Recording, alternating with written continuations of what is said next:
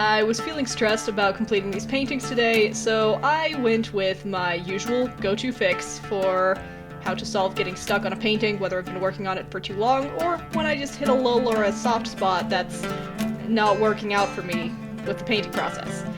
I decide to screw up my paintings on purpose. That definitely always gets me going, because all I do is I just grab either paint markers and just scribble over the entire painting, or I put in all the paint colors that I think are gonna clash and they don't work with each other, and I just put messy brushstrokes of that all over the painting. Just over whichever spot isn't working, or sometimes the entire thing just completely scribbles everywhere. Whew, that definitely gets me going, yeah, because then I have to fix it. Like, it looks bad, it looks way worse than before. Whatever the sketch was, I can see elements of it, but it is a scribbly, awful, color-splatted mess. So either I have to fix it, or have to completely start over with the same canvas. I hate the idea of wasting a good canvas. Like, I don't mind if people paint over their paintings even if they don't like them. Like, that's okay. You know, I can understand that if it's really not working out for you, go ahead and get rid of your painting. But don't throw away the canvas, please. Unless you accidentally, like, elbowed a hole in it or something because you tripped. Please don't throw away your canvas, and even then, maybe you can create, like, some strange sculptural 3D mix with the canvas to create something super awesome out of it, but, like, unless the canvas broke down, please don't throw it away. I don't like these. Don't waste canvases. Anyway, that tangent aside, this sort of process helps me get more ideas. You know, it gets me going because I have to either fix it or I have to start the project over again, because either way, if you're stuck, the project isn't moving, so one way or the other, you suddenly have an option. Either continue forward and repair what you just did, or end it. Go back and start from scratch. You have a resolution either way. You're not stuck anymore, you're not staring at a blank, well, not blank anymore. You're not staring at a semi-completed space where you're not sure what to do with it, you know? But for me, I think that it helps with my idea process, you know? It gets me more ideas.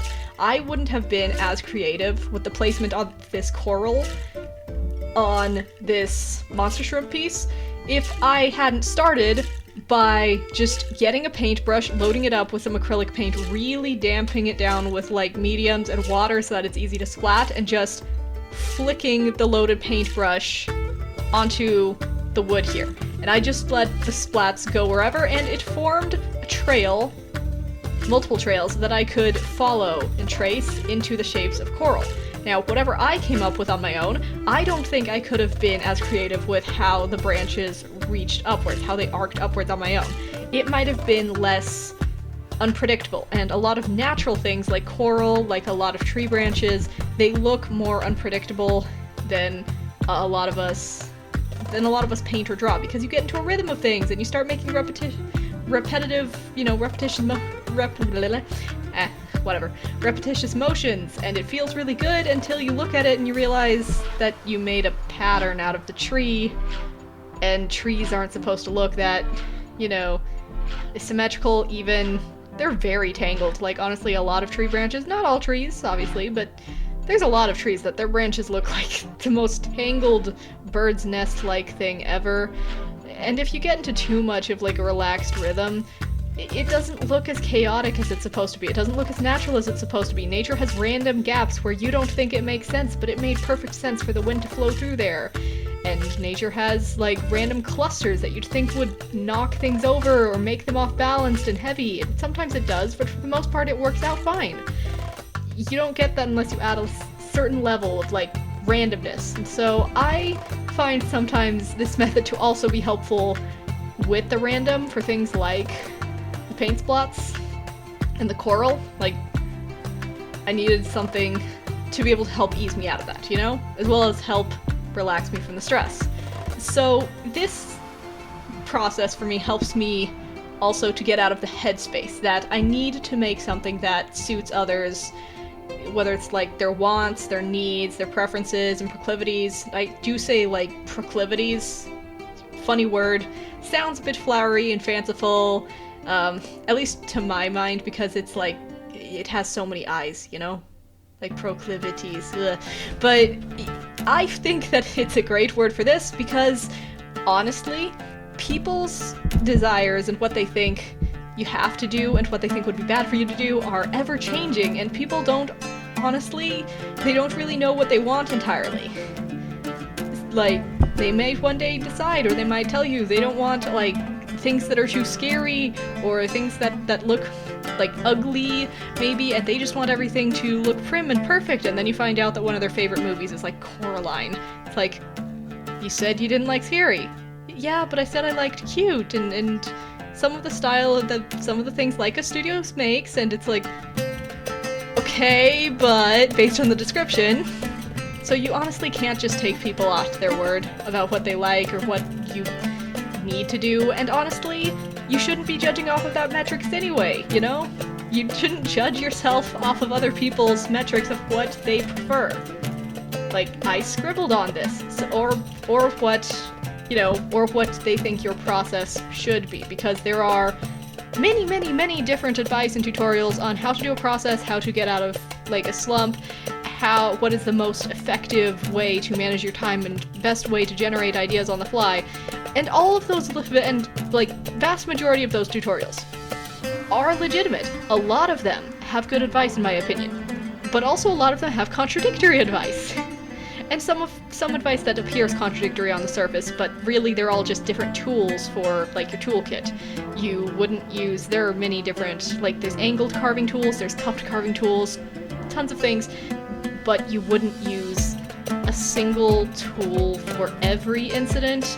Even if you use a multi-purpose tool for most, you still eventually usually need to find a different tool for at least one part, like when you hit something specialized that you're doing. And that's why I don't think you should just judge yourself off of what other people say you should or shouldn't be doing. For me, that's scribbling on it. I scribbled on this painting, so what? I made a monster shrimp with gharial teeth. What you gonna do about it? Why did I make it? Shrimp!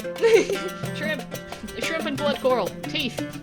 Tentacles. Because, That concept also of just letting go and not caring what other people think, that applied especially for this next painting, and this still isn't as far as I want to take some topics that I want to go into, some things I want to draw. This still isn't as far as I want to take it, but you know, man, it's something. It's a start. This is a start for where I want to go. I want to do way more, but it's hard to get past sometimes the mental freezes and barriers of you're not supposed to do it, it's supposed to look a certain way, things need to be, like, a certain amount of censored. I don't know. Yeah, but ultimately, like, what are the consequences if someone gets mad, you know? Like, so what?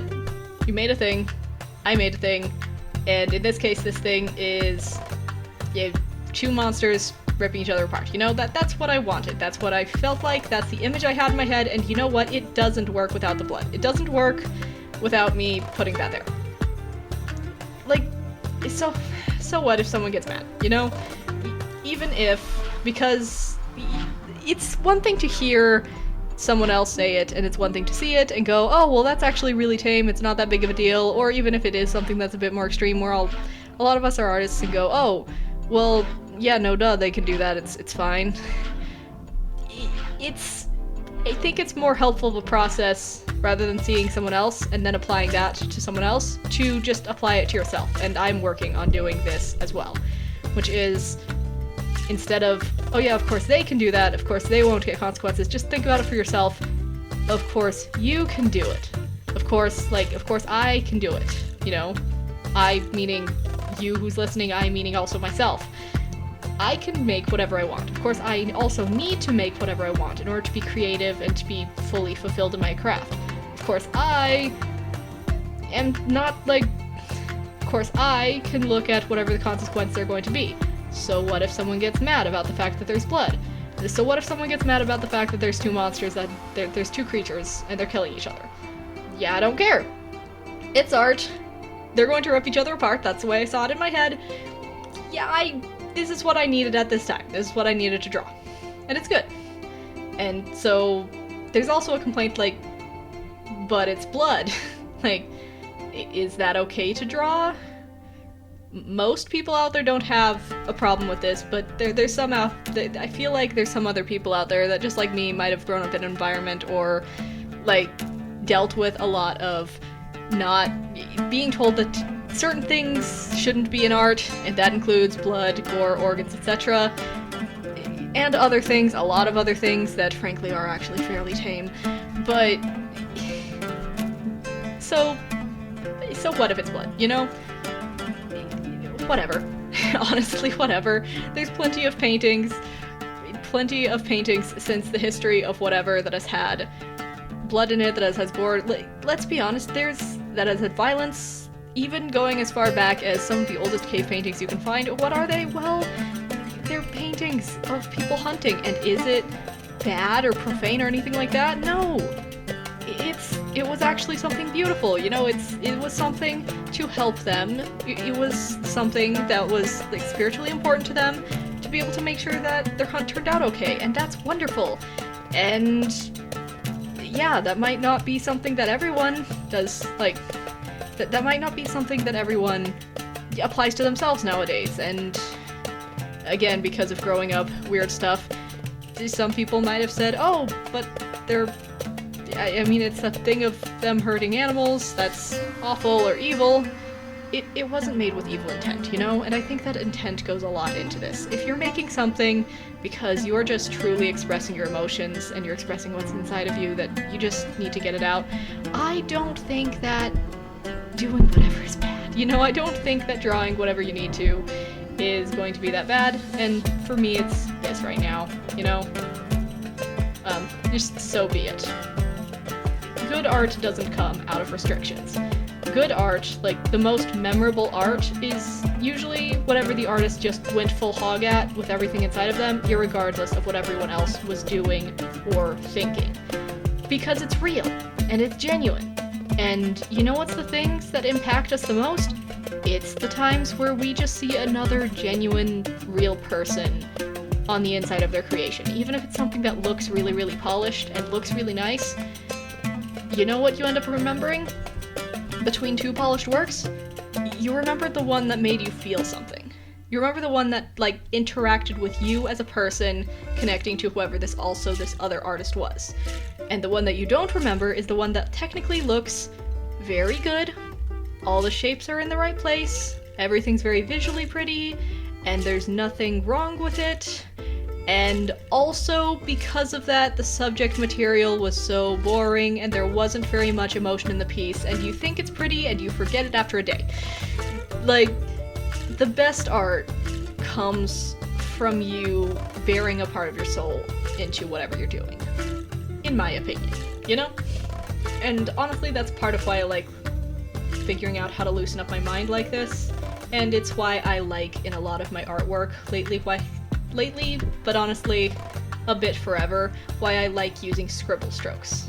I just do whatever, and I just let the feeling of my hand guide me, and I just scribble around for a bit, and eventually something comes out of it, and I just allow whatever I'm thinking to come through all the scribble mess. And I just let it be imperfect. The scribbles make it inherently imperfect, and I like that. And that might sound very hippie or wishy-washy or whatever your opinion is, but that's what works for me. It makes me feel good, and it makes my arms loosen up, and I get less hand cramps also this way. Like, to just let it be imperfect and messy, yeah, it helps relax me, you know? And you cramp up less when you relax. Speaking of which, do you know how this shrimp started? I just used all of the least used paints in my set at once. I just looked at the set of paint that I got, it was a multi-pack, and thought, I haven't used these other pieces of paint. Why don't I use those paints? What happens if I use all of them, even though they don't look like they work together? Honestly, like, what will happen? Not much. Like, if you apply it correctly, not much. Technically, not much happens if you apply it really, really incorrectly because it'll form mud. But if you do it right, not much bad happens. Mostly what I discovered was that this piece just came out with a lot less purple and yellow thrown around and more greens and reds. I found out that I really like working with green more than I realized, which means that probably that's going to be a ticking time bomb, which means I'm going to have a green and red rabbit hole that'll go through my art for a bit. Forecast of a whirlwind that'll happen later, down the line probably, when my subconscious decides it likes green too much. The point is, you just do whatever. You don't care, really, if someone considers it, like, maybe profane, or, like, heretical, or maybe icky, because it has bones or blood, or, like, something that they didn't like, or maybe, I don't know, maybe it showed a little bit more skin than they're used to. It's okay if they have that view. Everyone has a preference, but their lack of pizza eating doesn't mean they have the right to prevent you from making a pizza and eating it in your own home. Their taste can be their own thing, and that's okay. And your taste can be its own thing, and you can have a pizza party with a bunch of other people that are pizza lovers, and you can all have that while maybe they stand in their own grumpy corner and make grumpy comments about how this isn't a watermelon party. It's okay that they like watermelon, but the two things are completely disconnected from each other. And you know what? Even if they grumble a bit, and even if it feels bad because you think maybe I should have just made watermelon, I should have just bought a watermelon and chopped it up instead of had this pizza, eventually, there's no watermelon here, there's just pizza. They'll eventually leave. They'll go find some watermelon somewhere else and be happy with that, and you'll eventually find even more people to just eat home-baked pizza with, you know?